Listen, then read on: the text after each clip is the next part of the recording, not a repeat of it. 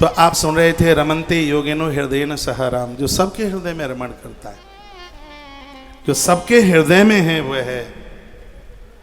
वह राम है।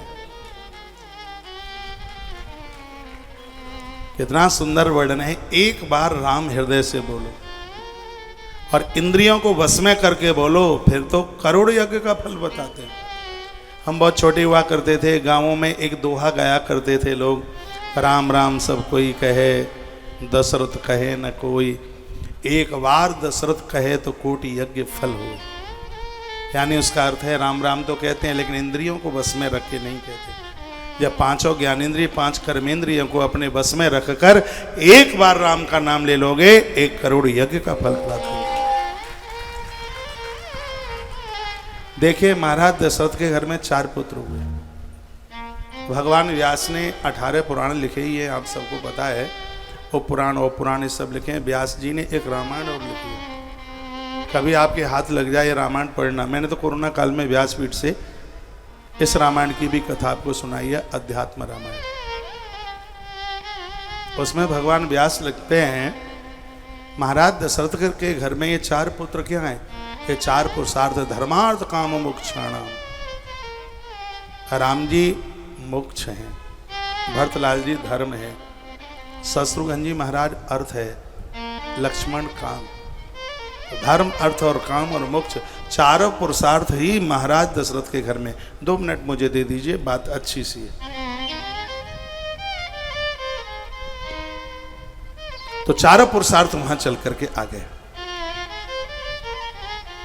हर व्यक्ति को 4 ही पुरुषार्थ की जरूरत है, 5वां तो कुछ है नहीं। लेकिन दुर्भाग्य की बात यह है कि लोगों को अब जरूरत 2 की ही रह गई है। फर्स्ट छोड़ दिया, लास्ट का छोड़ दिया। ना लोगों को धर्म से मतलब रहा है, ना लोगों को मोक्ष से मतलब रहा। अर्थ और काम, 2 के पीछे पड़ गए। हमारी इच्छाएं पूरी हों और उतना धन हमारे पास हो जितना किसी के पास नहीं। अनादकारी लोग भी इस होड़ में लगे हुए। इस समय एक युग टाइप का आ गया है, दौड़ने का सब भाग रहे, सब बड़ी बड़ी कोठी, बड़ी बड़ी गाड़ी, बहुत ज्यादा पैसा। भले ही वो अनाधिकारी है, भले ही उसके पास पात्रता नहीं है, वो भी दौड़ में लगा हुआ है।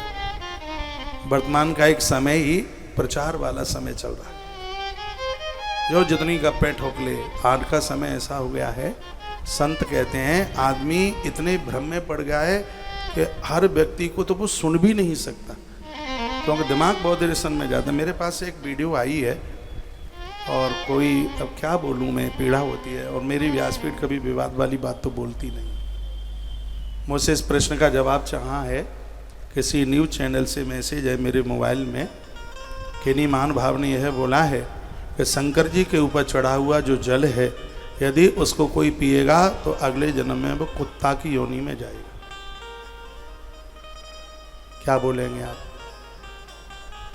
मुझे बड़ी पीड़ा हुई, मुझे भारी कष्ट हुआ। अब मैं इससे पुराण की कथा कहता हूं तो मुझसे जवाब मांगा है। मैंने तो देर नहीं लगाई, मैंने तो हाल ही जवाब दिया। मैं ऐसे ही लिख करके मैंने भेजा कि श्री शिव महापुराण विद्येश्वर संहिता अध्याय नंबर 22 और श्लोक नंबर 18, उसमें समाधान है। उसमें लिखा है कि भगवान, मेरे पास से पुराण रखिए ना अभी 1 ही मिनट में, दूध का दूध, पानी का पानी, ये रही।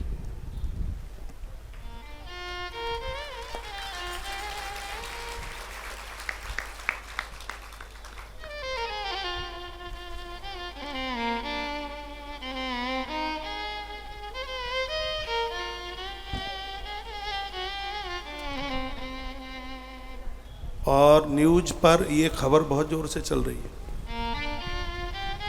मैं अभिषेक में बैठा तभी मेरे पास वीडियो आई, मुझे बड़ा कष्ट हुआ क्योंकि हम लोग महादेव के भगत हैं। तो ये सरेआम भगवान शंकर का बहुत बड़ा अपमान है। एक बार गया जी में पूज्य गुरु शरणानंद जी महाराज जी बोल रहे थे कि वर्तमान समय ऐसा समय आ गया है कि हर वक्ता को सुनने का भी धर्म नहीं है, तो भ्रम में डाल देते हैं।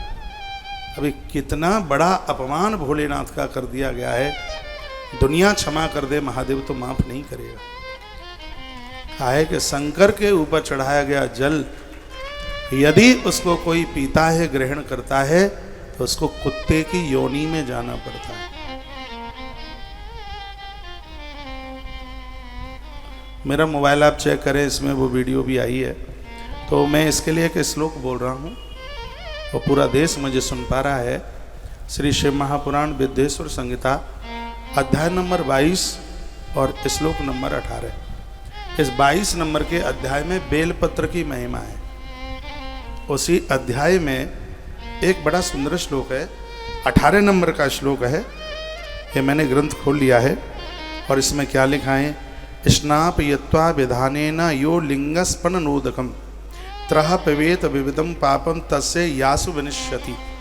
इसका अर्थ सीधा सा निकलता है, जो लोग भगवान शंकर को स्नान करा के उस स्नान के जल को 3 बार पीते हैं, उनके तीनों प्रकार के पाप नष्ट हो जाते हैं। अध्यात्म आदि देव पराध होते। इस वक्ता का मुंह बंद कर दिया जाए।